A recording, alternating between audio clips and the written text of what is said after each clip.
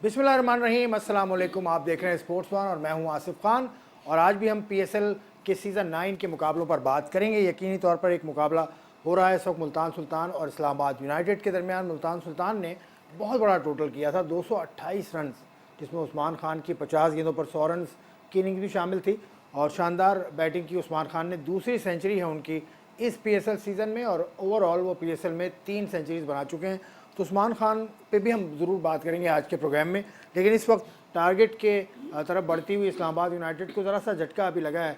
कुछ देर पहले उनकी 2 विकेट्स यकी बाद दीगर गिरी हैं, जिसमें कप्तान शादाब खान और आज़म खान दोनों ही आउट हुए। अब्बास अफरीदी ने उन्हें आउट किया।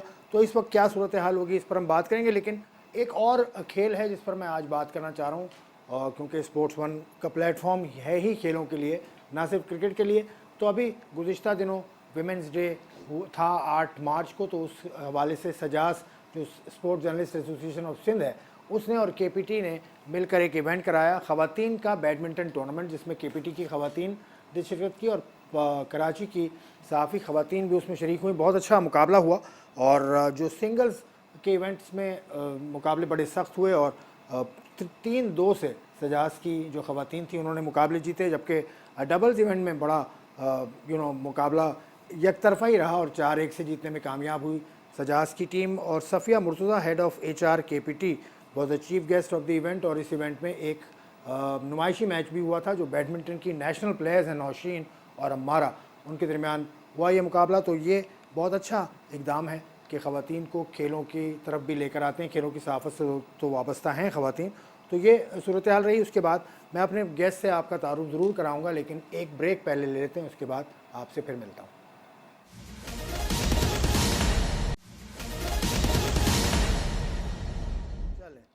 चलें जी, हमारी डिस्कशन भी चल रही है, हम बात भी कर रहे हैं पीएसएल पे और मौजूदा हालात जो पाकिस्तान क्रिकेट बोर्ड के हैं उस पर भी हम बात करें। मेरा पैनलिस्ट जो है वो काफ़ी अच्छे लोग हैं, उसके अंदर क्रिकेट की समझ रखते हैं, ना सिर्फ क्रिकेट बल्कि दीगर खेलों पर भी बहुत ज़्यादा गहरी नज़र रखते हैं। मेरे दाएं जाने बैठे हैं मुनीरुल हक साहब, बहुत अरसे से खेलों की सहाफ़त से वाबस्ता हैं और हमारी मुलाकात इनसे होती रहती है। दिस इज़ यह हमारी खुशनसीबी है। मुनीर साहब कैसे हैं? खैरियत? बिल्कुल ठीक, बहुत शुक्रिया।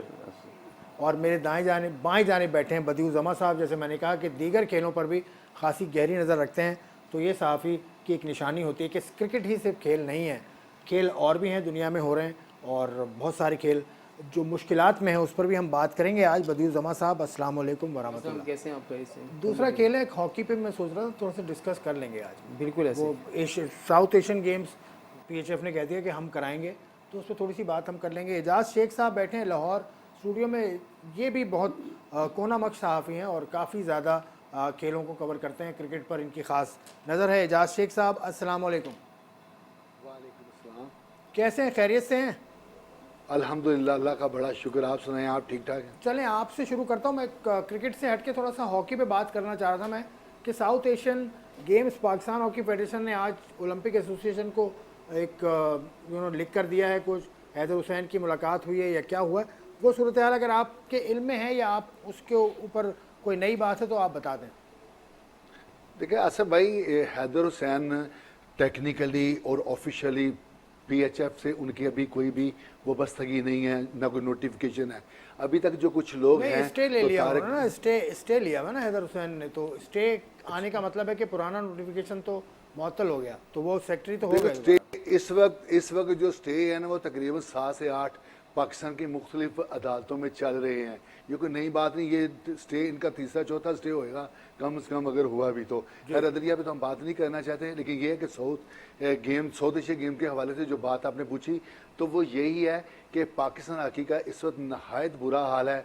तकरीबन 3-4 माह पहले जब उनकी पोस्टिंग हुई तारिक भुगटी साहब की, तो वो 2 से 3 बार आए, उसके बाद वो बिल्कुल भी वापस हॉकी फेडरेशन में नहीं आए। आपने ऑफिस देखा हॉकी फेडरेशन का, उस आवाज़ आपकी खो गई है, ठीक है। तुम इस बात को कंटिन्यू करो, हॉकी की जो बात करें, फिर हम कुछ और बात करेंगे PSL की बात, हम उसके बाद करेंगे। देखिए, जहाँ तक हॉकी का अपना आसिफ भाई मसला है, वो तो बहुत काफ़ी अरसे से जो है, कभी मेरा कभी तुम्हारा वही चक्कर है। कभी सदर जा रहे हैं, कभी स्टे ऑर्डर हो रहा है, कभी एक सेक्रेटरी आता है, कभी दूसरा सेक्रेटरी आता है। तो ये मामला इनके आपस में ही नहीं सुलझे। अभी साउथ एशियन गेम्स होने हैं, लेकिन उसमें एक ऐसा सेक्रेटरी हैदर हुसैन, उन्होंने कह दिया जी कि हम जो है, तो हमारी 7 टीमें जो है जो है साउथ एशियन गेम्स में, जिसमें कराटे भी है, दूसरा जूडो भी है, उसके अलावा दूसरी जो टीम है वो भी शिरकत करेंगी। लेकिन मसला तो सारा ये है कि क्या पाकिस्तान स्पोर्ट बोर्ड जो है इसको करेगा या नहीं करेगा। इन्होंने पाकिस्तान ओलंपिक्स तो लिखा है, लेकिन अब पाकिस्तान ओलंपिक्स यकीनी तौर पर पाकिस्तान को रिप्रेजेंट करती है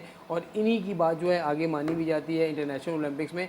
तो अब ये देखना ये होगा कि क्या उनकी बात को कितना वज़न है। लेकिन पहले आप अपने मामला तो सही कर लें, पहले आप हॉकी फेडरेशन के मामला तो सही कर लें, क्योंकि एक दूसरे पर जो है ये जो कुर्सी की जंग है वो नहीं, कोई सदर कोई आ रहा है, सेक्रेटरी कोई आ रहा है, ये चीज़ें जब तक आप नहीं हटाएंगे आपकी हॉकी बेहतर नहीं हो सकती। चाहे वो आप एशियन गेम्स में चले जाएँ, चाहे आप साउथ एशियन गेम्स में चले जाएँ, चाहे आप किसी और बड़े इवेंट में चले जाएँ। देखिए पहले अपने हालात को पहले अपने हालात ठीक करना होंगे।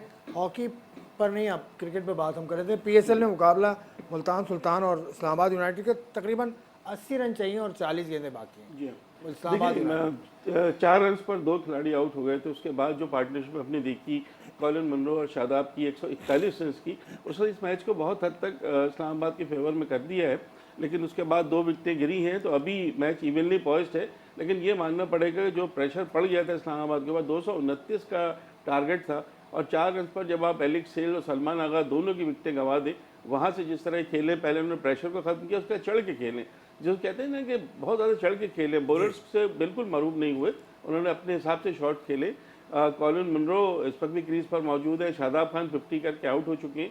लेकिन इस्लामाबाद के लिए, क्योंकि इस्लामाबाद को भी ये पता है, आउट हो गए, कॉलिन मनरो आउट हो गए, कॉलिन आप मनरो बात आउट करें हो तो गए। चलिए अब थोड़ा सा मैच पर इसका मतलब है अब कि शिफ्ट हो गया, जी हाँ। मोमेंटम शिफ्ट हो गया। बहुत ये पिच जो पिंडी की है, ये काफ़ी रन बनते हैं यहाँ पर, बहुत देखिए, आसान है। ये आज की विकेट तो जो इफ्तिखार ने भी मारा था और आखिरी ओवर में मैच चला गया था, वो भी इस पिच पर हुआ था। देखिए करीब यही वो विकेट है जहां 225 भी 2 मरतबा चेज हुए, 224 225। तो आज का स्कोर भी जिस तरह विकेट बिल्कुल फ्लैट है।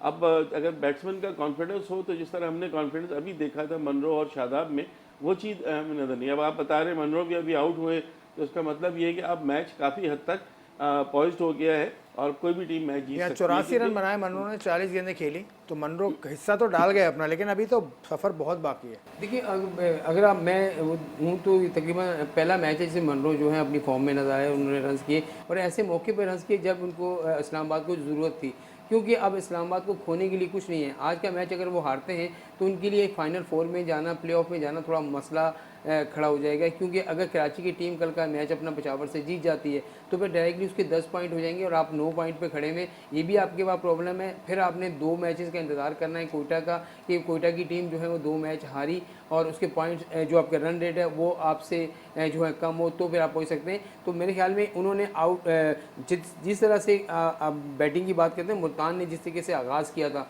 ख़ास तौर पर उनके जो शुरू में उन्होंने स्टार्ट किया, बड़ा ज़बरदस्त किया रिजवान के साथ, यंग प्लेयर, बड़ा उसने अच्छा खेला। फिर इस्लामाबाद यूनाइटेड का नवा मैच है, 10वां मैच है, ये 10वां मैच है, 10वां आखिरी मैच है। तो आखिरी मैच में वही मैं कह रहा हूँ कि इनको जीतना लाजमी है। हारने की सूरत में आप प्ले ऑफ के लिए जो है ना बहुत मुश्किल आपका। इस्लामाबाद यूनाइटेड 9 पॉइंट के साथ खड़ा अभी मौजूद है। एजाज शेख साहब, आप क्या सिचुएशन देख रहे हैं मैच की? अब दोनों ही नए बैट्समैन आ चुके हैं, लेकिन आपसे राय मैं जानूंगा तफसील के साथ, लेकिन एक ब्रेक लेता हूँ पहले, उसके बाद आई विल कम बैक।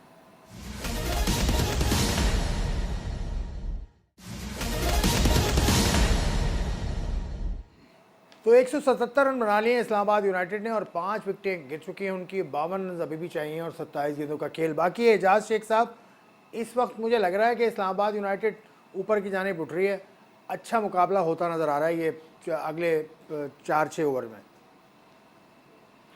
देखिए आसिफ भाई, ये तो पक्की बात है कि ये जो क्रिकेट बहुत ज़्यादा बाई चांस गेम है और फिर ये जो T20 का फॉर्मेट है तो ये तो बिल्कुल ही बाई चांस गेम है।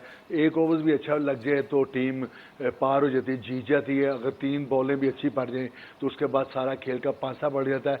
जहाँ तक आप बात कर रहे हो कि बैटिंग की, तो मुल्तान सुल्तान ने जिस तरह की बैटिंग की तो उसके लिए ज़रूरी यही होता है, T20 का फॉर्मेट हो या वनडे का फॉर्मेट, तो उसके 3 पोर्शन बनते हैं। ओवर्स के पर मुश्तमिल मैच होता है, एक महदूद ओवर्स होते हैं, चाहे 50 हों चाहे 20 हों।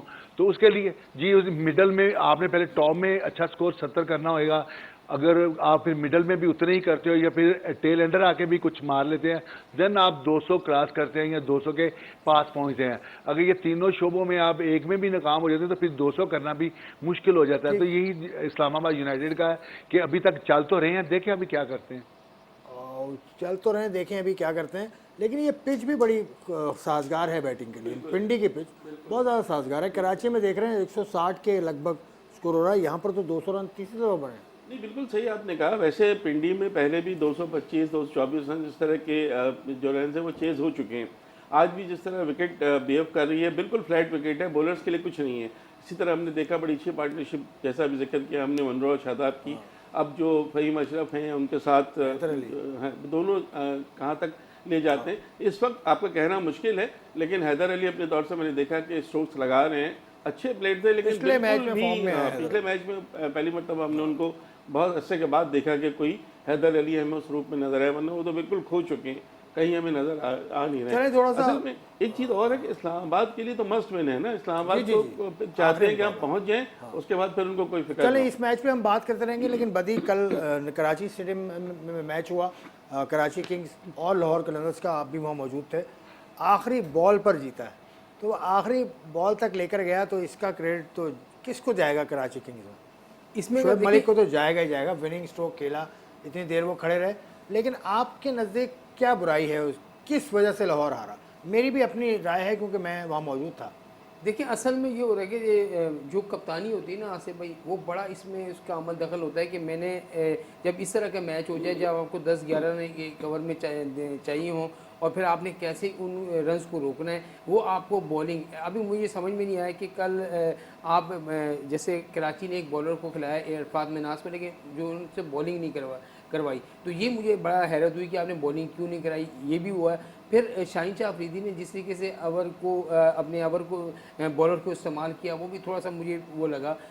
यहाँ पर ये होता है कि देखिए एक मौके पर तो ऐसा लग रहा था कि आसान की के साथ जो है लाहौर की टीम जीत जाएगी, लेकिन वहाँ पर जो क्रेडिट देना पड़ेगा आपको कराची के बल्लेबाजों को, ख़ासतौर पर शोएब मलिक को। जिस तरीके से शोएब मलिक ने बैटिंग की वो बड़ी अच्छी थी। फिर उसके साथ जो इरफान न्याजी, उसकी आप तारीफ ना करें तो वो इमेजिंग प्ले में आके खेल रहा है, उसने बड़ी ज़बरदस्त इनिंग खेली है, जिसकी वजह से कराची जो है उस रन रेट को उसने क्रॉस किया और वहाँ तक पहुँचा है। देखिए इस तरह के मैच जब होते हैं तो फिर एक क्राउड जो होता है, वो शायकीन जो आए होते हैं, वो बड़ा लुत्फ़अंदोज़ होते हैं। कल हमने देखा कि कल कराची में बहुत अच्छा क्राउड भी आपको नज़र आया, और वजह ये थी कि एक आपको याद होगा कि वो जो एसएन स्क्वायर रोड बंद हो जाता था तो बहुत सारे लोगों को प्रॉब्लम होती थी। लेकिन कल ऐसा हुआ कि ट्रैफिक पुलिस ने भी ऐलान कर दिया था, एक जगह सारी एक कंप्लेंट भी हुई थी, जिसके बाद तमाम ही रास्ते खोल दिए गए थे। उन्होंने वैसा किया भाई कोई रोड बंद नहीं होना चाहिए। बड़ी अच्छी बात बदी तुम्हारे बताई कि जो रोड सिविक सेंटर से आता है वो बंद था, वो पुल, लेकिन कल वो खुला हुआ था। तो अब वो रोड खुला हुआ है, आप आइए और मैच देखिए। कराची वालों से मेरी अपील है ये। एजाज शेख साहब, आपने भी कल का मुकाबला देखा था, मुझे ऐसा लगा कि आखिरी बॉल इतनी ज़्यादा लूज थी, मतलब ऑफ स्टंप के बाहर उसने फुल टॉस किया, जो शोएब मलिक जैसे बॉल बैट्समैन के लिए बहुत आसान था, तो वो चूक हो गई उससे, मुझे ऐसा लगता है जमान खान से। देखिए आसिफ भाई, जिस तरह के लाहौर में जो 9 मैचेस हुए उनमें 2 मैचेस ऐसे थे कि लाहौर के अंदर बड़ा क्लोज जाके लास्ट बॉल पे उन्होंने मैच को लूज़ किया। तो कल का मैच भी अगर उसका रीप्ले कहा जाए तो कुछ गलत नहीं होगा। तो कप्तानी का वाइटल रोल होता है इस दौरान। और जो अंदर बंदा बैटिंग कर रहा है वो बैटिंग साइड को बड़ा स्ट्रॉन्ग करना चाहता है कि अगर 1 रन चाहिए या 2 या आखिरी बॉल पे छक्का चाहिए तो वो उन्होंने किस तरह कंप्लीट करना है। और इसी तरह लास्ट बॉल पे उसने किस तरह जो लास्ट रन है वो किस तरह बचाना है। उसमें भी जो फील्ड साइड है, फील्डिंग साइड है, उन्होंने उस कैप्टन उसके पास होता है तो उसने बताना होता है।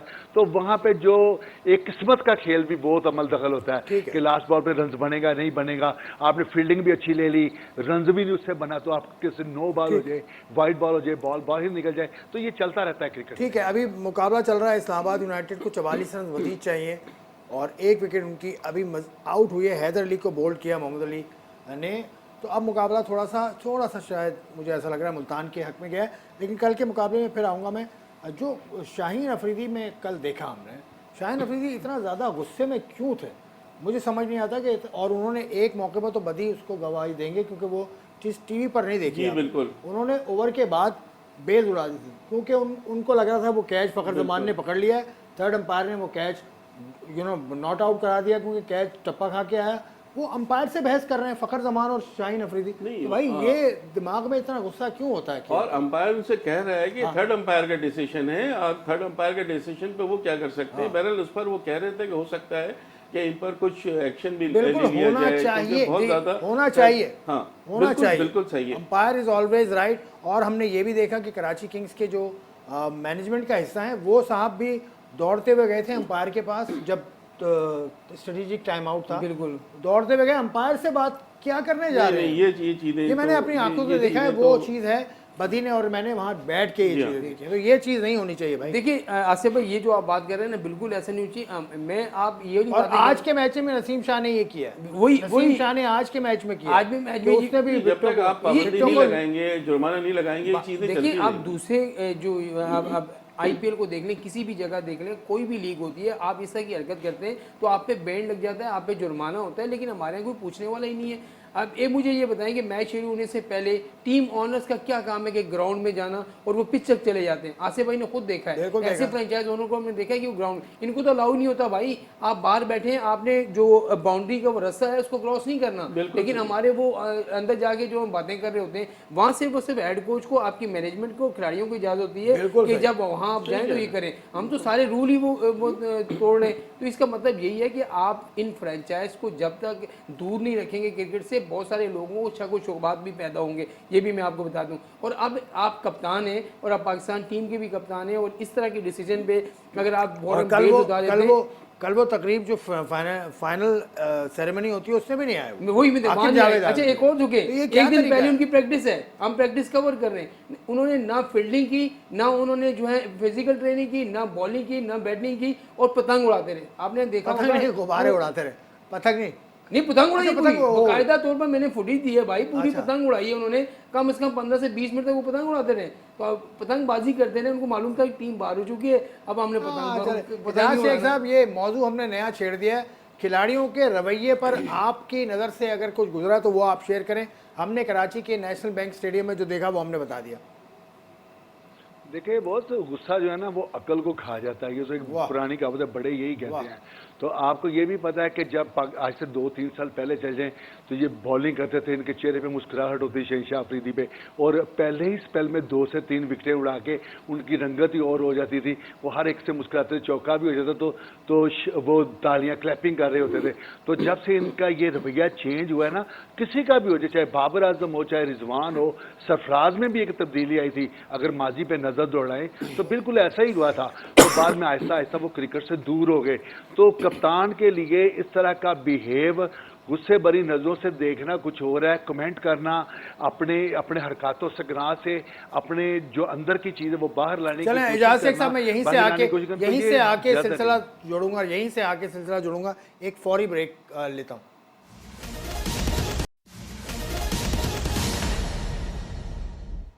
अब मुकाबला ज़रा करीब आ गया है। इस्लामाबाद यूनाइटेड को 29 रन दरकार हैं और 15 गेंदों का खेल बाकी है। इमाद वसीम और फ़हीम अशरफ क्रीज पर मौजूद हैं। हम बात करेंगे इस मुकाबले पर भी, लेकिन एजाज शेख साहब आप बात मुकम्मल कीजिए। एक और सवाल भी आपके लिए मैं छोड़ देता हूँ। पाकिस्तान क्रिकेट बोर्ड के इंतज़ामी मामलात क्या मोहसिन नकवी साहब ही चलाएँगे, क्योंकि ऐसी खबरें आ रही हैं कि वो मुशीर दाखिला भी बनाए जा रहे हैं, वो ऐसा सुनने में आया है।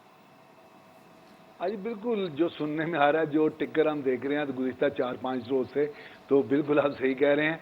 तो मशीर दाखिला के लिए अगर उनका नोटिफिकेशन हो जाता है, जिसके इम्कानात नज़र आ रहे हैं, तो उसके बाद कोई झंबे की बात नहीं है। जो हमारी बात हुई, जो लोगों से बात हुई, सीनियर से भी बात हुई, क्रिकेट बोर्ड से भी बात हुई, तो उनका ये कहना है कि एक ओहदा अगर वो पीसीबी के चेयरमैन है तो इसमें कोई कबाहत नहीं है कि वो मशीर दाखिला ना बने। तो उनके लिए कुछ मुश्किल नहीं होगा, क्योंकि जितनी ब्यूरोक्रेसी के जो 5 से 6 जो बड़े ऑफिसर थे, जिन्होंने पंजाब में जब वो निगरान वज़ीर आला थे उनके साथ उन्होंने वर्क किया है, तो वो ऐसे तरीके से ये जो फ़राइज़ अंजाम दे लेंगे और पीसीबी के अमूर बिल्कुल सही चलेंगे, कोई काम रुकेगा नहीं। इसके अलावा अगर आप कहें कि ये मशीर दाखिला बन जाएंगे तो शायद यहाँ पे कुछ हो जाएगा, तो ऐसा कुछ नहीं है। हाँ, अलबत्ता ये है कि वो जो बार बार मीटिंग करनी पड़ती है पीसीबी के किसी न किसी डिपार्टमेंट के हेड को बुला के, मशावरती अमल जो होता है उसमें कुछ खलल आएगा। लेकिन लेकिन जो कोचिंग का तकरीबन जो प्रोसीजर है, जो नए उन्होंने कोचेज रखने हैं, वो भी आखिरी मरहले में वो प्रोसेस पहुंच चुका है। इसके अलावा जो टीम अनाउंसमेंट होनी है उनका भी उन्होंने तकरीबन फैसला कर लिया है कि PSL के फाइनल के फौरन बाद वो भी अनाउंसमेंट चले इस पर हम बात करेंगे। आप शाहीन शाह अफरीदी पर आए ना, दोबारा आप कुछ कहना चाह रहे हैं? मैं ही कह रहा था आसिफ कि शाहीन शाह अफरीदी को PSL में कारकर्दगी की बुनियाद पर पाकिस्तानी टीम का कप्तान बनाया गया था ना T20 का। क्या कि दो ये कहा PSL गया था कि 2 PSL जीता हाँ हुआ है। जीते हैं अब। सही बात अच्छा, उसके बाद से जब से ये कप्तान बने हैं, आप ये देखें 5 मैच थे न्यूजीलैंड में, इंटरनेशनल 4 हार गए। यहाँ अब तक 9 मैच एज ए कैप्टन खेले, सिर्फ 1 मैच जीते और 1 मैच वॉश आउट हुआ है। तो आप कारकर्दगी अंदाज़ा लगा लें कि 7 और 4 11 मैचेस वो उनकी टीम उनकी कप्तानी में हार चुकी है।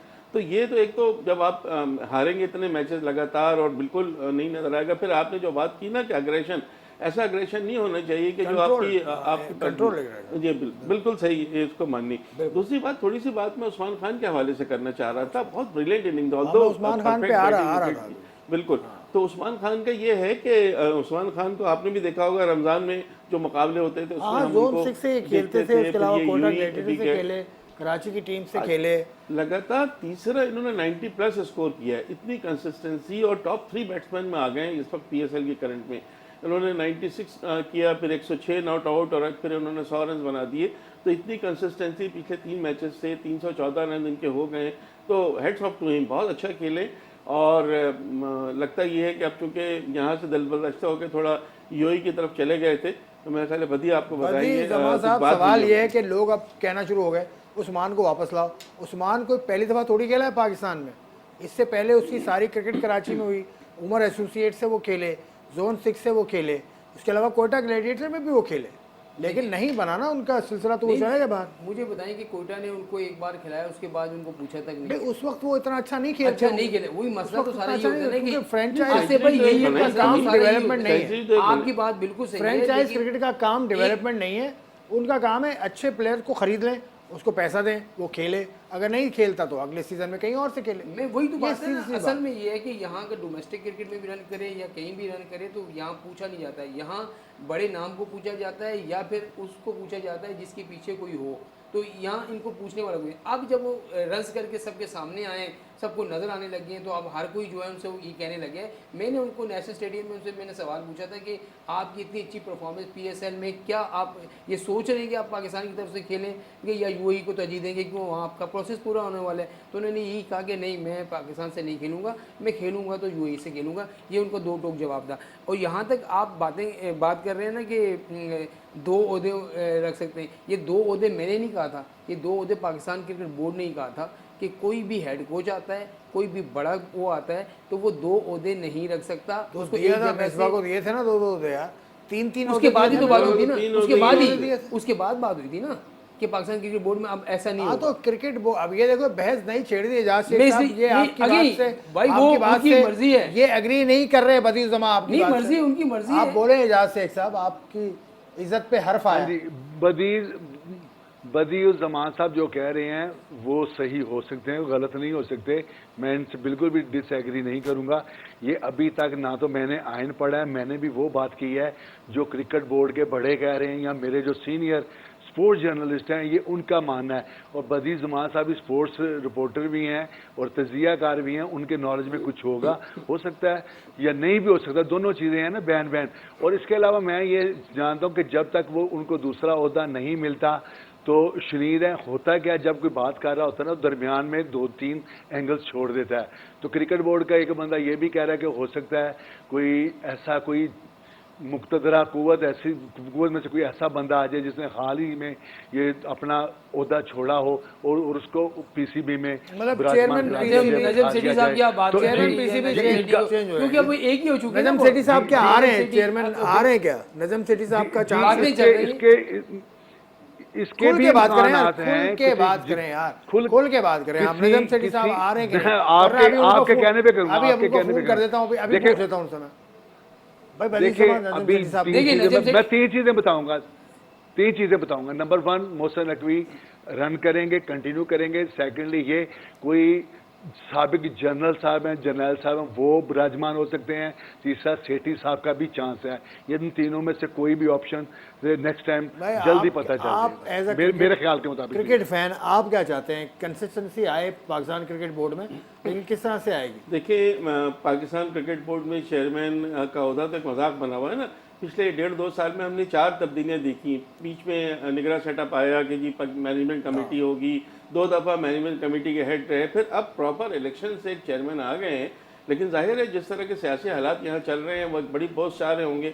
मुझे अभी तक कहीं से ये इन्फॉर्मेशन नहीं है। अभी तो मुशर्रफ दाखिला बनने की जो उनकी बात है वो ज़राए तक हाँ, है। ज़राए तक अगर है। हो जाता कल है फाइनल उसके होगा। बावजूद- एक बात जी, जैसे प्लीज़। आपकी आप बिल्कुल सही देखिए, अगर चेयरमैन क्रिकेट बोर्ड को जो है वो आपने मुंतखब किया है 3 साल के लिए, तो हम सब चाहते हैं कि उनको मुंतखब हुए हैं तो वो काम जारी रखें। वो क्योंकि अब उन्होंने शुरू कर दिया है, लाहौर में भी काम, पिंडी में भी काम, कराची में भी काम, स्टेडियम स्टेडियम का काम बिल्कुल। शुरू कर दिया है। फिर वो कोचेज को लेकर आ रहे हैं अपने काम करने। मेरे ख्याल में अगर वो दूसरा ओहदा रख भी रहे हैं, अगर उनके पास रोज़ा है तो उनको यहाँ के लिए भी टाइम निकालना पड़ेगा, वहाँ के लिए भी टाइम निकालें। और मेरे ख्याल में एक को चलने दें। ये 2-2, 3-3 महीने या 6-6 महीने वाले चेयरमैन को ख़त्म करें, 3 साल इनको प्रॉपर वक्त दें। मतलब फिर आप ये चाहते देखिए, हैं, आप ये चाहते हैं कि मोहसिन नकवी साहब होना चाहिए। इलेक्ट हो चुके हैं, बिल्कुल मुंतखब है तो वो करें। इजाज शेख साहब, मोहसिन नकवी साहब क्योंकि इलेक्ट हो चुके हैं 3 साल के लिए, तो उनको चलने देना चाहिए और क्रिकेट को सियासी मामला से अलग करना चाहिए। ये राय है, ये कंसेंसस है हमारे पैनल्स का। बिल्कुल सही है, बिल्कुल सही है। सियासत की मुदाखलत बिल्कुल भी नहीं होनी चाहिए। अगर चूँकि ये अगर नहीं है तो कंफर्म बात है, यकीनी बात है कि ये तो मुंतहब होकर आए हैं। अगर मुंतहब होकर आए हैं तो इनसे सिर्फ पीसीबी का ही काम देना चाहिए कि ना कि दाखिला की जो मशीर दाखिला है वो भी बन जाएँ और 2-3 चीज़ें उनको और मिल जाएँ। बाकी वो देख लो ना, जो चाहे उनका हुस्न करिश्मा साथ करे, वो कुछ भी कर सकते हैं, करने वाले तो करवा भी सकते हैं। हम तो सिर्फ बात कर सकते हैं, वो हम करते रहेंगे, चलें अब सर, भी कर रहे हैं। एक और मौजू पे आ जाता हूँ। इस्लामाबाद और मुल्तान का मैच तो चल रहा है। बदी जमा से मौजूद तरीन आदमी बदी इस हवाले से, सरफराज अहमद का सफ़र ख़त्म हो गया मेरे ख्याल है। PSL से भी वो ख़त्म हो गए, कोयटा ग्लैडिएटर से भी जो उनके साथ हो रहा है, मतलब वो ड्रॉप हुए पिछले मैच में।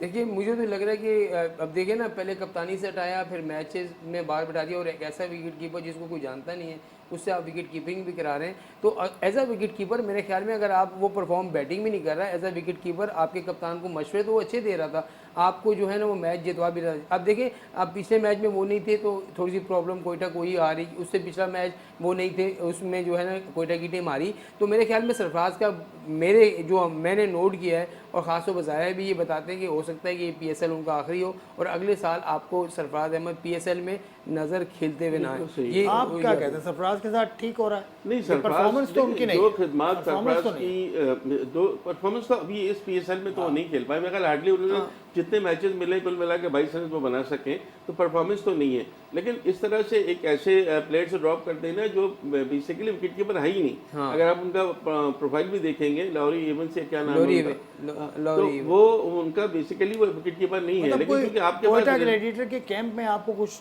परेशानी नजर आ रही है, कुछ रिफ्ट है? मेन सरफराज परेशानी अहमद तो का? मेन परेशानी तो ये है कि जिनको आपने कप्तान बनाया था रायली रूसो को, वो चल के नहीं दे रहे। रायली रूसो के मैं स्कोर लेके आया हूँ 14, 18, 34, 30, 6, 10, 8 ये उन्होंने रन बना रहे। तो ये वजह ये है कि जिसको आपने कप्तान बनाया, शुरू के 2-3 मैचेस से तो ऐसा लग रहा था कि फाइनल में पहुंचे ही पहुंचे, लेकिन उसके बाद इनकी कारकर्दगी में डिटोरिएशन आई है। मतलब नीयत साफ होगी सरफराज तो को जरूर मंजिल आपने आसान हटा दिया उनकी प्लेटफॉर्म के, लेकिन नियतों का फुकदान आपको नजर आ रहा है। जी बिल्कुल सही है, बिल्कुल। ऐसा ही है। एजाज शेख साहब, आप क्या समझते हैं कोयटा ग्लैडिएटर की अचानक ये जो परफॉर्मेंस में खराबी आई है, इसका क्या वजह है? कोई उनमें आपस में कुछ मामला तो ख़राब नहीं हो गए सरफराज अहमद और बाकी लोगों के कोयटा ग्लैडिएटर के? देखिए आसिफ भाई, पहले तो मैं ये बताऊं आपको कि अरूज को ही सवाल है। ये सरफराज अहमद ने बड़ी अच्छी क्रिकेट खेली है और खूब नाम कमाया है, इज्जत शोहरत दौलत सब कुछ उसके हिस्से में आया है, कोई इसमें शक नहीं है। सेकेंडली ये है कि इन्ना माला मालो बिन नियात, जिस तरह आप बात कर रहे थे नीयतों की मुरादें होती हैं, तो उसकी नीयत अगर अच्छी है तो इंशाल्लाह फिर आप जल्द देखेंगे किसी और शेप में सामने आ जाएंगे, कोच बन जाएंगे, कुछ भी बन सकते हैं। कई ये जो PSL अभी 9 एडिशन है, अब अगर पहले की बात कर ले तो कितने कितने प्लेयर्स आए, वो चले गए। कामरान अकमल किधर है, शाहिद खान अफरीदी किधर है, कितने लोग आए कितने चले गए। ये आना जाना लगा रहता है, किसी न किसी और सूरत में सामने आ जाता है, कमेंटेटर बन जाते हैं। तो अभी अगर इनकी बात करें कि कोयटा ग्लैडिएटर का क्या हुआ, तो स्टार्ट तो उन्होंने बड़ा अच्छा लिया था, लग रहा था कि शायद ये जो रोसो उन्होंने कैप्टन बना दिया है कि ये नई चीज़ लेके आएगा, बड़ा आगे बढ़ेंगे, बहुत होगा, लेकिन फिर दरमियान में जाकर आहिस्ता आहिस्ता वो उनकी जो प्रोग्रेस थी, परफॉर्मेंस थी, वो बिल्कुल मध्यम पड़ गई। अब मुकाबला आखिरी 4 गेंदों तक आ गया और चाहिए 7 रन, 7 के 8 रन चाहिए, 8 रन चाहिए आखिरी 4 गेंदों पे। मुल्तान सुल्तान वर्सेस इस्लामाबाद यूनाइटेड मुकाबला चल रहा है भाई। अब किस तरफ हो बदी ज़बां, किधर जाओगे? 8 रन 4 गेंदे। देखिए वही आसिफ भाई वही होता है ना कि आपके पास अशरफ और फ़हीम अशरफ आउट हो गए। ये देखिए 3 गेंदों, ये कल वाला मैच आपको याद है, कल वाला 4 गेंदे 8 रन, हाँ, वही वाला बिल्कुल सीन याद आज भी हो रहा है और आज भी वही हुआ है। और अब 4 गेंदों पे जो है मैं 3 गेंदों पे 8 रन चाहिए। तो ये देखिए कल का मैच भी ऐसा ही हुआ और आज का मैच भी ऐसा ही हुआ, लेकिन कल रन्स कम थे, 178 का टारगेट था, आज 229 रन का टारगेट था। पिच भी दूसरी थी ना, पिच भी दूसरी थी और पिंडी में हमेशा से रन बनते, पिंडी में हमेशा से रन पिंडी में बनते। और हमेशा आज आप देखिए बाउंड्री थोड़ी छोटी थी, आज पिंडी की बाउंड्री थोड़ी छोटी थी और विकेट बिल्कुल फ्लैट विकेट थी, जिस पर बॉलर्स के लिए कुछ भी नहीं था। आप देखें शादाब 4 ओवर में 52 रन देते हैं, फिर आपके जितने भी बॉलर केवल विल्स भी 4 भाई ये मैच खत्म। खत्म। मेरी तो ख्वाहिश है कि ये मैच खत्म हमारे प्रोग्राम के दौरान ही हो, क्योंकि हम ये एक्साइटमेंट शेयर करना चाहते हैं आपके साथ भी। देखिए जब 3 गेंदे 8 रन, देखिए 3 गेंदे 8 रन में आप कुछ और नहीं फहीम कर अशरफ आउट हो सकते। गया। अगर ये अगली गेंद पर बाउंड्री लग जाती है तो फिर 2 गेंदों पर 4 रन तो मैच बहुत क्लोज हो जाएगा। और अगर अगली ये- गेंद मिस हो गई और तो फिर अगली अब गेंद- हाँ फिर अब्बास वो- अफरीदी ये बॉलिंग बहुत कर रहे important, हैं। इस वक्त इजाज शेख साहब कुछ नहीं कर 3 सकते। गेंदे 8 रन, अब्बास अफरीदी वर्सेस अभिमाद सामना करेगा। मुझे तो लग रहा है कि देखिए Islamabad by chance United game है, हो सकता है स्कोर 3 बहुत बॉल हैं और 8 स्कोर कुछ नहीं तो भी नहीं है। अगर कोई इमाद तो सामना नहीं करेगा ना। बैटिंग बैटर है इमाद नहीं आउट हो बैटर है। मेरे ख्याल है फहीम फहीम आउट अशरफ आउट। नहीं मचो तो इमाद सामना नहीं करेगा पहले, अब जो नया प्लेयर आएगा वो सामना करेगा उसका, नसीम शाह होंगे। नसीम शाह होगा हाँ, या जो भी आएगा, जो भी आएगा वो नया प्लेयर जो भी आएगा। अभी तो आया है अभी तक। नए तो बैट्समैन के लिए थोड़ा सा problem नसीम शाह भी कर सकते हैं अगर अफगानिस्तान के खिलाफ 2 मैच आखिरी बॉल पे वैसी पाकिस्तान को वैसी जितवाया फुल टॉस से नसीम 2 शाह मिल ने। जाए तो देखिए वैसी फुल टॉस से बॉल के ऊपर होता है। ये नहीं फुल क्रिकेट टॉस में कोई जो- जरूरी नहीं होता, जो फुल PSL टॉस में- बैटर खुद बनाता है बाहर जो निकल के। PSL में हमने देखा ना, वो बॉलर की गलती होती है। कल जिस तरह जमान खान ने एक फुल टॉस दे दी थी आउटसाइड दी ऑफ स्टंप, तो वो केक वॉक थी। अच्छा वो उसने बॉल इसलिए वजह से की थी, हमेशा से शोएब मलिक जो ना पीछे हट के शॉट खेलते हैं लास्ट में, आपको देखिए पूरा लेग पे चले जाते हैं, फिर उसने कहा बाहर करूंगा तो हो सकता है उससे मिस हो जाए। लेकिन आसिफ जावेद कुछ और कह रहे थे मैच के बाद, वो कह रहे हैं कि जमान खान आखिरी गेंद करते हुए गिर गए थे। अगर वो गिरते नहीं तो संभाल लेते। वो हाँ तो- गिरा भी, ये कि गिरा भी, तो वो ज्यादा जोर लगा। हाँ, ये तो लेकिन हमने भी उस देखा आखिरी गेंद से गिरे- पहले, उस आखिरी गेंद से पहले उनके कांधों पे बहुत बोझ डाल दिया था। शाहीन अफरीदी ऐसे करके खड़े रहे, हाँ, उनके ऐसे। कांधे पकड़ के तकरीबन 2 मिनट खड़े रहे कप्तान और भी बता खड़े रहे हैं, कुछ उनको बता रहे हैं, कहते कुछ रहे। बता रहे हैं। वो प्रेशर भी उसके बहुत ऊपर प्रेशर आएगा। होता है। अभी इतना बल- तजर्बा भी इस उनका वक्त नहीं है और जो सामने मुकाबला चल रहा है, उनके बड़ा तजर्बेकार बैट्समैन, तो वो किसी एक की जीत तो होनी होती है ना। ये- वो गेंद मिस हो जाती तो 2 रन से वो ये जीत अब्बास जाते अफरीदी मैच। अब्बास अफरीदी जो बॉलर है, ये उमर गुल के भतीजे भी हैं। By the way Umar Gul, हालांकि देखिए हमेशा से इसने आउट किए हैं। और एक बहुत ऊंचा शॉट और 6 रन मेरे ख्याल से हो गए। हो गए मेरे ख्याल से 6 रन हो गए। इमाद वसीम। इमाद वसीम ने मैच निकाल दिया भाई। बदी समा किधर हो तुम? मैच निकाल अब दिया एक रन- ये टाई भी हो एक सकता रन- है। एक- हाँ तो इसका हाँ, मतलब है आप जीत देखो, गए। बॉल आपको- देखिए ये वो चीजें होती हैं कि जब आपको खोने के लिए कुछ नहीं होता, आपने जीत को रखना होता है आगे कि भाई मैंने जीतेंगे तो हम आगे पहुंचे। तो कराची का सफर इन्होंने बहुत मुश्किल कर नहीं, दिया। देखो बॉल देखो, क्योंकि ये बॉल जो अब्बास अफरीदी ने की थी तकरीबन फुल बॉल था, ये तो रेंज में मिला उसको इमाद की। यही बात है ना, इस मौके पर बॉल ऐसा होना चाहिए कि बल्लेबाज परेशान हो, बैट्समैन परेशान हो। तो इसका मतलब है कि एक देखिए गेंद- 2 प्लेयर आपके नहीं अब चल रहे थे, एक- मिनरो नहीं चल रहा था, आज उसने मैच अब क्या आपको होगा? जिता एजाज कर शेख साहब फाइनल सुपर ओवर फोर तो में नहीं ले आए। होगा, सुपर ओवर तो नहीं होगा एजाज शेख साहब नहीं वगैरह। नहीं नहीं एक पॉइंट मिलेगा। अच्छा, एक एक पॉइंट मिलेगा, एक एक पॉइंट मिलेगा। ओके, बहरहाल ये एक एक पॉइंट, एक बॉल 1 रन इमाद वसीम खेल रहे हैं और Abbas Afridi will ball the last ball of his innings. Islamabad United ने 228 रन बना लिए हैं और इतने ही रन बनाए थे मुल्तान सुल्तान ने। और उस वक्त ऐसा लग रहा था कि ये मैच तो टाई हो पहाड़, चुका है ना, ये तकरीबन। पहाड़ खड़ा किया है। हाँ, तो लेकिन ये पिच इतनी शानदार है, इस ग्राउंड पर पिंडी के तीसरी मरतबा 200 प्लस स्कोर हुआ है, जो कि बड़ी बात है। और ये मुल्तान सुल्तान के अब अगर एक रन नहीं बना तो मैच टाई हो जाएगा, फिर जैसा कह रहे हैं कि शेख साहब के एक पॉइंट दोनों टीमों को मिलेगा, तो फिर भी 10 तो पॉइंट चांस रहेगा कराची का। कराची के लिए फिर भी चांस लेकिन रन रेट इनका ज्यादा हो रन रेट कराची का कम सीधा है, शॉट बिल्कुल सही। और मुकाबला खत्म कर दिया इमाद वसीम ने। और आप देख ही रहे हैं शादाब खान मतलब की ये है- एक्साइटमेंट।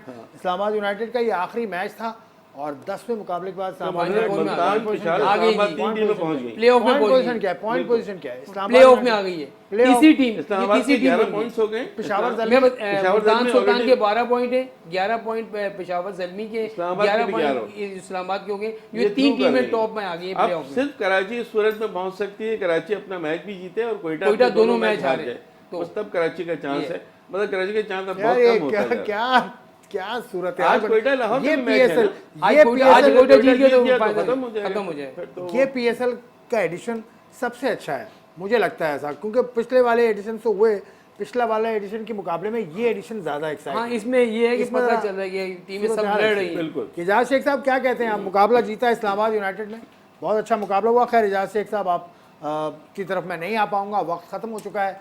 मेरे तीनों मेहमानों का शुक्रिया। इस्लामाबाद यूनाइटेड को मुबारक हो कि वो शायद प्लेऑफ में पहुंच गए हैं। अभी देखकर सूरत हाल का अंदाज़ा होगा। बतीफ़ ज़मानी कहा और मेरे पैनलिस्ट और भी कह रहे हैं कि वो प्लेऑफ में पहुंच चुके हैं। इससे पहले मुल्तान सुल्तान भी प्लेऑफ में पहुंच चुकी है और उसके अलावा पेशावर ज़ल्मी भी। तो अब मुकाबला कोयटा ग्लैडिएटर और कराची किंग्स के दरमियान है। आज मुकाबला कराची किंग्स, लाहौर कलंदर्स और लाहौर कलंदर्स और कोयटा ग्लैडिएटर आज कराची के नेशनल बैंक स्टेडियम में 7 बजे मध्य मुकाबले होंगे। आप मुझे इजाज़त दीजिए, खुदा हाफिज़।